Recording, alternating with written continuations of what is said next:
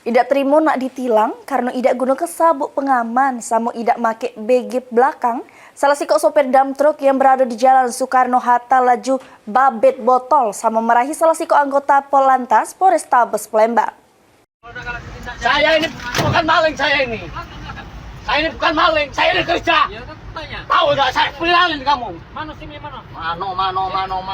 Saya ini. Sopir truk yang berada di Jalan Soekarno-Hatta ini marah sama salah sikok anggota Polantas Polrestabes Palembang yang nak nilangnya. Sopir truk tersebut babet ke botol banyu minum mineral sambil ngatoi petugas sama ngancam bakal miral ke anggota tersebut. Sopir truk tersebut terus nolak, ndak galak ngenjuk ke SIM sama surat kendaraan yang diminta oleh petugas Satlantas Polrestabes Palembang. Aku tilang.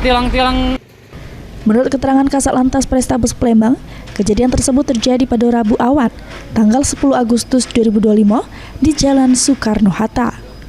Sedangkan motif sopir truk tersebut marah lantaran idak terima bakal ditilang petugas karena idak guna ke sabuk pengaman pas berkendara sama idak pasang BG belakang.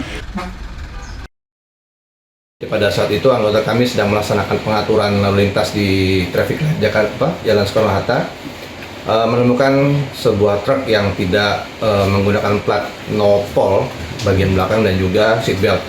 Nah, pada saat memberitahukan pelanggaran tersebut, pada saat mendatangi ke depan langsung dibentak-bentak dan juga diomongin oleh supir dan juga melempar botol aqua yang perkataannya sesuai dengan di media tersebut.